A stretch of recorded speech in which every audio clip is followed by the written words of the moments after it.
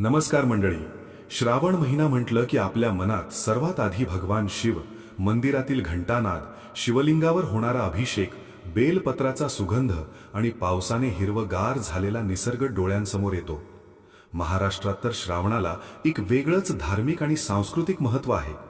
या महिन्यात अनेक घरांमध्ये सोमवारचं व्रत केलं जातं, मंदिरात जाऊन महादेवाचं दर्शन घेतलं जातं, शिवलिंगावर जल अर्पण केलं जातं आणि शक्य तितका सात्विक आहार घेण्याचा प्रयत्न केला जातो. पण या सगळ्यासोबत काही पारंपरिक नियमही सांगितले जातात, ज्यांची माहिती अनेकांना पूर्णपणे नसते.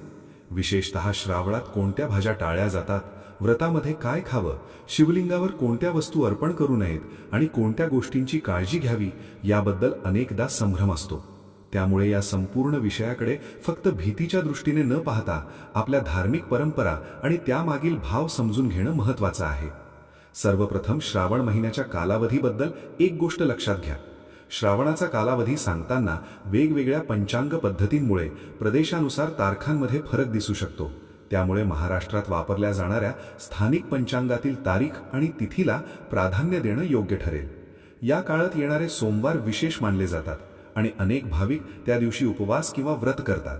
काही जण पूर्ण उपवास करतात, काही फलाहार करतात, तर काही जण नेहमीपेक्षा साधा आणि सात्विक आहार घेतात. त्यामुळे प्रत्येकाने आपल्या शरीराची क्षमता आणि घरातील परंपरा लक्षात घेऊन व्रत पाळणं योग्य आहे. आता येऊया या विषयातील सर्वात चर्चेत असलेल्या मुद्द्याकडे. श्रावणात कोणत्या भाज्या टाळण्याची परंपरा आहे? या संदर्भात 3 प्रकार विशेषतः सांगितले जातात. पहिली म्हणजे वांगी, दुसरी म्हणजे पालेभाज्या आणि तिसरी म्हणजे कांदा लसूण. अनेक धार्मिक परंपरांमध्ये श्रावणाच्या काळात या पदार्थांपासून दूर राहण्याचा सल्ला दिला जातो.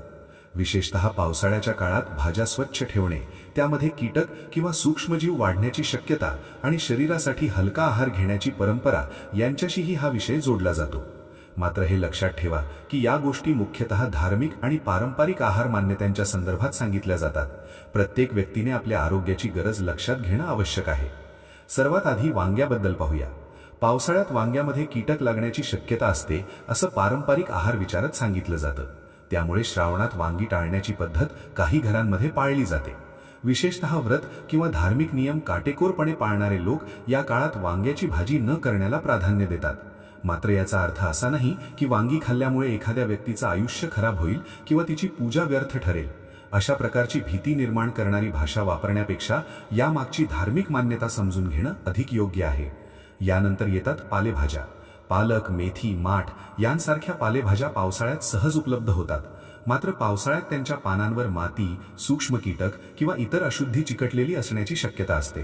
त्यामुळे काही पारंपरिक आहार पद्धतींमध्ये श्रावणात पालेभाज्या टाळण्याची पद्धत दिसून येते. ज्यांच्या घरात श्रावणातील हा नियम पाळला जातो त्यांनी या काळात इतर स्वच्छ आणि हलक्या भाज्यांचा वापर करण्याची परंपरा ठेवली आहे. तिसरा प्रकार म्हणजे कांदा आणि लसूण. कांदा लसूण अनेक धार्मिक उपवासांमध्ये सात्विक आहाराचा भाग मानला जात नाही. त्यामुळे श्रावणातील व्रत, सोमवार आणि इतर धार्मिक दिवसांमध्ये ते टाळण्याची परंपरा आहे. यामागे मुख्यतः धार्मिक आहार विचार आणि सात्विक जीवनशैलीचा संदर्भ दिला जातो. त्यामुळे तुम्ही श्रावणातील धार्मिक नियम पाळत असाल तर कांदा लसूण नसलेला साधा आहार घेण्याला प्राधान्य देऊ शकता. मग प्रश्न येतो, श्रावण सोमवारच्या व्रतामध्ये खायचं काय? उपवास करताना फक्त काही पदार्थ टाळणं पुरेसं नाही, शरीराला आवश्यक ऊर्जा मिळणंही महत्त्वाचं आहे. पारंपरिक फलाहारामध्ये बटाटा, कुट्टूचं पीठ, दही, काकडी, दुधी भोपळा, फळे, खीर, मिश्री आणि सैंध मीठ यांसारख्या पदार्थांचा वापर केला जातो. काही जण कुट्टूची भाकरी किंवा थालीपीठासारखे पदार्थ बनवतात, तर काही जण दही, काकडी, फळे किंवा खीर घेतात. अर्थात प्रत्येक घरातील व्रताची पद्धत वेगळी असू शकते. उपवासाच्या काळात सामान्यतः गहू, तांदूळ, मैदा, बेसन आणि नियमित धान्यांपासून तयार होणारे पदार्थ टाळण्याची परंपरा आहे. बाजारातील तयार पदार्थ घेताना त्यामध्ये कोणते घटक वापरले आहेत हे तपासणंही आवश्यक आहे. कारण एखादा पदार्थ बाहेरून उपवासाचा दिसत असला तरी त्यात नेहमीचं पीठ, मसाले किंवा इतर व्रताला न चालणारे पदार्थ असू शकतात. आहारासोबतच श्रावणात मन आणि वाणीवर संयम ठेवण्याचाही संदेश दिला जातो. फक्त उपवास करून बाकी दिवसभर राग, भांडण, निंदा किंवा अपशब्द वापरणं हा भक्तीचा उद्देश नाही. म्हणून या महिन्यात शक्य तितकं शांत राहणं, घरातील मोठ्यांचा आदर करणं, गरजू व्यक्तीला मदत करणं आणि कोणाचं मन जाणीवपूर्वक न दुखावणं हा देखील महत्त्वाचा भाग आहे. आता आपण पुढे शिवपूजेतील आणखी एक महत्त्वाच्या विषयाकडे वळणार आहोत. शिवलिंगावर नेमकं काय अर्पण करावं आणि कोणत्या वस्तू अर्पण करू नयेत, कारण अनेक जण श्रद्धेने पूजा करताना काही वस्तू चुकून अर्पण करतात. तुळस, सिंदूर, हळद आणि केतकीच्या फुलाबाबत कोणत्या धार्मिक मान्यता आहेत, बेलपत्र कसं असावं, जलाभिषेक कसा करावा आणि या सगळ्या मागचा भाव काय आहे हे पुढच्या भागात सविस्तर समजून घेऊया. आता आपण शिवपूजेतील त्या महत्त्वाच्या नियमांकडे वळूया, ज्यांची माहिती प्रत्येक शिवभक्ताला असणं उपयोगी ठरेल. श्रावणात महादेवाला जल अर्पण करणं, बेलपत्र वाहणं आणि अभिषेक करणं ही आपल्या परंपरेतील अत्यंत सुंदर पद्धत आहे. पण पूजा करताना फक्त कोणती वस्तू अर्पण करायची हे माहीत असणं पुरेसं नाही. काही वस्तू शिवलिंगावर अर्पण करण्याची परंपरा नाही हेही समजून घेणं आवश्यक आहे. उपलब्ध माहितीनुसार तुळशी, सिंदूर, हळद, केतकीचं फूल, शंखातून जल आणि तुटलेले तांदूळ शिवलिंगावर अर्पण करू नयेत अशी धार्मिक मान्यता सांगितली आहे. सर्वप्रथम तुळशीबद्दल बोलूया. तुळशीला भगवान विष्णूंशी संबंधित पवित्र वनस्पती मानलं जातं आणि वैष्णव परंपरेमध्ये तिचं विशेष महत्त्व आहे. त्यामुळे शिवलिंगावर तुळशीपत्र अर्पण न करण्याची परंपरा अनेक ठिकाणी पाळली जाते. विशेषतः सिंदूर हा सौभाग्य आणि शृंगाराशी जोडला जातो, तर भगवान शिवांना वैराग्य आणि संन्यासाचं प्रतीक मानलं जातं. त्यामुळे शिवलिंगावर सिंदूर न अर्पण करण्याची धार्मिक मान्यता आहे. हळदीबाबतही शिवपूजेमध्ये अशीच परंपरा सांगितली जाते. केतकीच्या फुलाबाबत तर एक प्रसिद्ध पौराणिक कथा सांगितली जाते. त्यामुळे श्रावणात महादेवाची पूजा करताना केतकीचं फूल वापरणं टाळलं जातं. याच्या उलट महादेवाला काय अर्पण करावं? शुद्ध जल, कच्चं दूध, दही, मध, गंगाजल, बेलपत्र, धतुरा, भस्म आणि पांढरी फुलं अर्पण करण्याची परंपरा सांगितली आहे. पण इथे एक अतिशय सुंदर गोष्ट लक्षात ठेवण्यासारखी आहे. महादेवाला फक्त मोठ्या प्रमाणात पूजा साहित्य अर्पण केलं म्हणून भक्ती मोठी होत नाही. मनात श्रद्धा, प्रामाणिकपणा आणि नम्रता असणं अधिक महत्त्वाचं आहे. मनात कपट नसेल, अहंकार नसेल आणि आपण कोणाचं वाईट जाणून बुजून करत नसू तर साधी पूजा आणि एक लोटा स्वच्छ जल देखील भक्तीची भावना व्यक्त करू शकतो, असा या माहितीचा मुख्य संदेश आहे. आता आपण बेलपत्राबद्दल थोडं अधिक जाणून घेऊया. श्रावणात महादेवाला बेलपत्र अर्पण करण्याची परंपरा सर्वश्रुत आहे. पण बेलपत्र कुठलं सुद्धा उचलून शिवलिंगावर ठेवायचं नसतं अशी धार्मिक पद्धत सांगितली जाते. बेलपत्र शक्यतः स्वच्छ, ताजं, कीड नसलेलं आणि सुकलेलं नसावं. 3 पानांचं बेलपत्र मिळालं तर ते अधिक योग्य मानलं जातं. झाडावरून बेलपत्र घेतल्यानंतर त्यावर धूळ असेल तर ती हलक्या हाताने स्वच्छ करता येते. मात्र साबण, डिटर्जंट किंवा कोणत्याही रसायनाचा वापर करू नये. आणखी एक गोष्ट, बेलपत्र अर्पण करताना मनात मी इतकी मोठी पूजा केली असा अहंकार ठेवण्याची गरज नाही. आजकाल अनेक जण पूजा करण्यापेक्षा तिचे फोटो किंवा व्हिडिओ सोशल मीडियावर दाखवण्यात जास्त उत्सुक असतात. पण भक्ती ही प्रदर्शनासाठी नसून आत्मशुद्धीसाठी आहे, हा या माहितीमधील अतिशय महत्त्वाचा संदेश आहे. त्यामुळे पूजा करताना मोबाईल बाजूला ठेवून काही क्षण शांतपणे महादेवाचं स्मरण करणं अधिक अर्थपूर्ण ठरू शकतं. आता आपण जलाभिषेकाकडे वळूया. सकाळी स्नान करून स्वच्छ कपडे परिधान केल्यानंतर देवघर स्वच्छ करावं आणि शिवलिंगावर शुद्ध जल अर्पण करावं अशी परंपरा आहे. पाणी अर्पण करताना मनात ओम नमः शिवाय या मंत्राचा जप करता येतो. उपलब्ध माहितीनुसार बेलपत्र अर्पण करण्यापूर्वी शिवलिंगावर स्वच्छ पाणी किंवा गंगाजलाने अभिषेक करण्याची पद्धत सांगितली आहे. त्यानंतर बेलपत्र हळुवारपणे अर्पण करून शांतपणे ध्यान करण्याचा सल्ला दिला आहे. मंडळी, याच ठिकाणी आणखी एक महत्त्वाची गोष्ट सांगितली जाते. पूजा किती मोठी आहे यापेक्षा ती किती मनापासून केली जाते हे महत्त्वाचं आहे. एखाद्या भक्ताकडे मोठी पूजा करण्यासाठी पैसे नसतील तरी तो फक्त 1 लोटा स्वच्छ जल घेऊन महादेवासमोर उभा राहू शकतो. आपल्या मनातील इच्छा, चिंता आणि कृतज्ञता महादेवासमोर व्यक्त करू शकतो. या भावनेला या परंपरेत विशेष महत्त्व दिलं जातं. आता आपण देवघरातील 1 लोट्या पाण्याबद्दल सांगितलेली परंपरा पाहूया. उपलब्ध माहितीनुसार दररोज सकाळी मंदिरात किंवा देवघरात 1 लोटा स्वच्छ पाणी ठेवण्याची पद्धत सांगितली आहे. काही धार्मिक मान्यतांनुसार देवघरात ठेवलेलं हे पाणी घरात शांती आणि सकारात्मक वातावरणासाठी शुभ मानलं जातं. काही ठिकाणी दुसऱ्या दिवशी या पाण्याचा घरात शिंपडण्यासाठी किंवा झाडांना देण्यासाठी उपयोग केला जातो. जर एखाद्या विशिष्ट देवतेसाठी लोटा ठेवला असेल तर त्या परंपरेनुसार त्याचा उपयोग करण्याचं सांगितलं जातं. उदाहरणार्थ, राधाकृष्णासाठी ठेवलेलं पाणी दुसऱ्या दिवशी तुळशीला देण्याची पद्धत काही ठिकाणी सांगितली आहे. लोटा ठेवताना तो झाकून ठेवणं आणि पूजेच्या वेळी झाकण काढणं अशी ही सूचना दिली आहे. या पाण्याचा स्वयंपाकासाठी वापर करण्याबाबतही एक अट सांगितली आहे. जर घरात पूर्णपणे सात्विक भोजन बनत असेल, म्हणजे कांदा लसूण वापरलं जात नसेल, तर काही परंपरांमध्ये हे पाणी स्वयंपाकात वापरण्याची पद्धत सांगितली जाते. अन्यथा ते पिण्यासाठी किंवा शिंपडण्यासाठी वापरण्याचा उल्लेख आहे. मात्र हे धार्मिक आचरण आहे. पूजेचं पाणी आरोग्यविषयक उपचारांचा पर्याय समजू नये. आता श्रावणात घराचं वातावरण कसं ठेवावं याकडेही लक्ष द्या. देवघर स्वच्छ असावं, पूजा करण्याची जागा नीटनेटकी असावी आणि घरात सतत भांडणं, अपशब्द किंवा नकारात्मक वातावरण निर्माण होऊ नये. मातापित्यांचा आदर करावा, गरजू व्यक्तीचा अपमान करू नये आणि आपल्या क्षमतेनुसार अन्नदान किंवा मदत करावी. कारण महादेवाची भक्ती म्हणजे फक्त मंदिरात जाऊन अभिषेक करणं नव्हे, आपल्या वागण्यातही नम्रता आणि दयाळूपणा दिसणं आवश्यक आहे. श्रावणात काही शुभ संकेतांबाबतच्या लोकमान्यताही सांगितल्या जातात. नंदी किंवा बैलाचं दर्शन, स्वप्नात शिवलिंग किंवा भगवान शिव दिसणं, नीलकंठ पक्षी दिसणं, साप दिसणं किंवा डमरू घंटानाद ऐकू येणं यांना काही धार्मिक परंपरांमध्ये शुभ मानलं जातं. मात्र हे लोकविश्वास आहेत, यांना निश्चित भविष्यवाणी समजू नये. विशेषतः साप दिसल्यास त्याला पकडण्याचा किंवा त्रास देण्याचा प्रयत्न करू नका. स्वतःची सुरक्षितता सर्वात महत्त्वाची आहे. आता पुढच्या भागात आपण ह्या संपूर्ण विषयातील धनसमृद्धी, विवाहातील अडथळे, संतानाची इच्छा आणि आरोग्यासाठी महामृत्युंजय मंत्राशी संबंधित धार्मिक उपाय पाहणार आहोत. त्यासोबतच श्रावणात आपल्या आचरणातून महादेवाची भक्ती कशी व्यक्त करता येईल आणि या सर्व नियमांचा खरा अर्थ काय आहे हेही समजून घेऊया. आता या माहितीतील शेवटच्या आणि तितक्याच महत्त्वाच्या भागाकडे वळूया.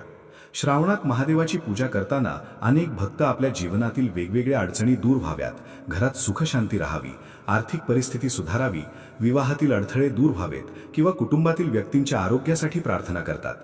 या सगळ्या गोष्टींसाठी काही पारंपरिक धार्मिक उपाय सांगितले जातात. हे उपाय श्रद्धा आणि धार्मिक मान्यतांच्या स्वरूपात पाहावेत. कोणत्याही उपायाला हमखास परिणाम देणारा नियम समजू नये. सर्वात आधी आर्थिक अडचणींसाठी सांगितलेला उपाय पाहूया. जर मेहनत करूनही पैसा टिकत नसेल, खर्च वाढत असेल किंवा नोकरी व्यवसायात वारंवार अडथळे येत असतील तर श्रावणातील पहिल्या सोमवारी एक साधा धार्मिक उपाय करण्याची माहिती दिली आहे. सकाळी स्नान करून स्वच्छ, शक्यतो पांढरे किंवा फिक्कट रंगाचे कपडे घालावेत. त्यानंतर तांब्याच्या लोट्यात शुद्ध पाणी घ्यावं आणि गंगाजल उपलब्ध असेल तर त्याचे काही थेंब त्यात मिसळावेत. या पाण्यात 108 अखंड अक्षता टाकाव्यात. त्यानंतर महादेवाच्या मंदिरात जाऊन श्रद्धेने ते पाणी शिवलिंगावर अर्पण करण्याची पद्धत सांगितली आहे. या उपायाचा मुख्य भाव पैसा जादूने मिळवणे असा नसून आपल्या आर्थिक अडचणींबाबत महादेवासमोर प्रार्थना करणं आणि त्याचबरोबर स्वतःच्या प्रयत्नांमध्ये सातत्य ठेवणं हा असावा. कारण पूजा केल्यानंतर नोकरी, व्यवसाय, बचत किंवा खर्चाच्या सवयींमध्ये बदल केला नाही तर केवळ धार्मिक विधीवर अवलंबून राहून परिस्थिती बदलण्याची अपेक्षा करणं योग्य नाही. श्रद्धा मनाला आधार देऊ शकते, पण प्रत्यक्ष जीवनातील प्रयत्नही तितकेच आवश्यक आहेत. आता नोकरी आणि व्यवसायाबद्दल सांगितलेली धार्मिक भावना पाहूया. कामात अडथळे येत असतील किंवा प्रगती थांबली असल्यास महादेवासमोर शांतपणे बसून आपल्या कामाबद्दल प्रार्थना करण्याचा उल्लेख आहे. आपण जे काम करतो ते प्रामाणिकपणे करण्याचा संकल्प करावा आणि आपल्या कर्माचं फळ महादेवाला समर्पित करण्याची भावना ठेवावी. याचा अर्थ काम सोडून फक्त पूजा करायची असा अजिबात नाही. उलट भक्तीमुळे मन शांत करून आपलं काम अधिक प्रामाणिकपणे करण्याची प्रेरणा मिळावी हा या मागचा सुंदर भाव आहे. यानंतर येतो विवाहातील अडथळ्यांसाठी सांगितलेला उपाय. जर विवाह ठरत नसेल, वारंवार अडथळे येत असतील किंवा योग्य संबंध जुळत नसतील तर श्रावणात भगवान शिव आणि माता पार्वतीची एकत्रित उपासना करण्याची परंपरा सांगितली जाते. सकाळी स्नान करून स्वच्छ कपडे घालावेत, शिवलिंगावर जल आणि दूध अर्पण करावं. त्यानंतर पिवळ्या चंदनाने पूजा करावी. माता पार्वतीसमोर कुंकुम अर्पण करून लाल रंगाची चुनरी अर्पण करण्याची पद्धतही सांगितली आहे. या उपायामध्ये 21 पिवळी फुलं किंवा 21 बेलपत्र अर्पण करण्याचा उल्लेख आहे. काही धार्मिक पद्धतींमध्ये त्या बेलपत्रावर रामनाम लिहून ते महादेवाला अर्पण करण्याची परंपरा सांगितली जाते. हा उपाय माता पार्वतीने भगवान शिवांना प्राप्त करण्यासाठी केलेल्या तपश्चर्येच्या भावनेशी जोडला जातो. पण इथेही एक महत्त्वाची गोष्ट लक्षात घ्या. विवाह हा 2 व्यक्तींच्या आयुष्याचा निर्णय आहे. त्यामुळे धार्मिक उपाय करत असताना योग्य व्यक्तीचा स्वभाव, परस्पर समज, कुटुंबातील मूल्य आणि दोघांची संमती यांना सर्वाधिक महत्त्व असायला हवं. केवळ एखादा उपाय केल्याने लग्न नक्की होईल असा दावा करणं योग्य नाही. आता संतानाची इच्छेशी संबंधित धार्मिक उपाय पाहूया. या विषयामध्ये पार्थिव शिवलिंगाच्या पूजेचा उल्लेख केला जातो. मातीपासून शिवलिंग तयार करून त्याची श्रद्धेने पूजा करणे आणि त्यावर जल अर्पण करणे अशी धार्मिक पद्धत सांगितली जाते. यासोबत गव्हाच्या दाण्यांचा उपयोग करून प्रार्थना करण्याचा उल्लेखही उपलब्ध माहितीत आहे. मात्र हा उपाय धार्मिक श्रद्धेच्या चौकटीतच पाहावा. संतान प्राप्तीशी संबंधित वैद्यकीय अडचण असल्यास डॉक्टरांचा सल्ला घेणं आणि योग्य उपचार करणं अत्यंत आवश्यक आहे. आता येतो आरोग्यासाठी महामृत्युंजय मंत्राचा भाग. घरातील एखादी व्यक्ती दीर्घकाळ आजारी असेल तर श्रावण सोमवारच्या दिवशी भगवान शिवांचं ध्यान करून महामृत्युंजय मंत्राचा जप करण्याची धार्मिक परंपरा सांगितली जाते. काही पद्धतींमध्ये 108 वेळा मंत्रजप करण्याचा उल्लेख केला जातो. या जपाचा उद्देश आजारी व्यक्तीसाठी आरोग्य, धैर्य आणि मानसिक आधार मिळावा अशी प्रार्थना करणं हा असावा. इथे एक गोष्ट विशेष स्पष्ट करायला हवी. महामृत्युंजय मंत्र हा वैद्यकीय उपचारांचा पर्याय नाही. एखादी व्यक्ती आजारी असेल तर डॉक्टरांनी दिलेली औषधं आणि उपचार बंद करून फक्त मंत्रजपावर अवलंबून राहू नये. मंत्रजप श्रद्धा आणि मानसिक आधारासाठी केला जाऊ शकतो, पण वैद्यकीय उपचार सुरू ठेवणं गरजेचं आहे. मंडळी, आता पुन्हा एकदा आपण शिवलिंगावर अर्पण करायच्या आणि टाळायच्या वस्तूंची छोटीशी उजळणी करूया. महादेवाला शुद्ध जल, कच्चं दूध, दही, मध, गंगाजल, बेलपत्र, धतुरा, भस्म आणि पांढरी फुलं अर्पण करण्याची परंपरा सांगितली आहे. तर तुळस, हळद, सिंदूर, केतकीचं फूल, शंखातून जल आणि तुटलेले तांदूळ अर्पण न करण्याची धार्मिक मान्यता आहे. पण या सगळ्यातील सर्वात महत्त्वाची गोष्ट पुन्हा एकदा लक्षात ठेवा. महादेवाच्या पूजेचा केंद्रबिंदू वस्तू नाही तर भावना आहे. एखाद्या व्यक्तीकडे शेकडो रुपयांचा पूजा साहित्य असेल आणि दुसऱ्याकडे फक्त 1 लोटा पाणी असेल तरी भक्तीची किंमत वस्तूंच्या संख्येने ठरत नाही. मनात अहंकार नसणं, दुसऱ्याचं वाईट न करणं, प्रामाणिकपणे जीवन जगणं आणि आपल्या क्षमतेनुसार इतरांना मदत करणं ही देखील शिवभक्तीच आहे. श्रावणात घराचं वातावरणही शांत आणि पवित्र ठेवण्याचा प्रयत्न करा. देवघर स्वच्छ ठेवा, सकाळी दिवा लावा, शक्य असल्यास काही मिनिटं नामस्मरण करा. घरात विनाकारण भांडणं, अपशब्द आणि नकारात्मक चर्चा टाळा. आई वडिलांचा आणि ज्येष्ठांचा आदर करा. एखादा गरजू माणूस मदतीसाठी आला तर आपल्या क्षमतेनुसार त्याला मदत करा, कारण देवाची पूजा करून बाहेर एखाद्याशी चुकीचं वागणं या दोन्ही गोष्टी एकमेकांशी विसंगत आहेत. आणखी एक महत्त्वाची गोष्ट म्हणजे नियमितता. एखादा उपाय एकदा केला आणि लगेच चमत्कार होईल अशी अपेक्षा ठेवू नका. उपलब्ध माहितीतही नियमिततेला महत्त्व दिलं आहे. दररोज पूजा करताना मन शांत ठेवणं, आपल्या संकल्पावर टिकून राहणं आणि आपल्या कर्मामध्ये प्रामाणिक राहणं हीच खरी सातत्याची परीक्षा आहे. आणि शेवटी श्रावणातील या संपूर्ण नियमांकडे भीतीच्या नजरेने पाहू नका.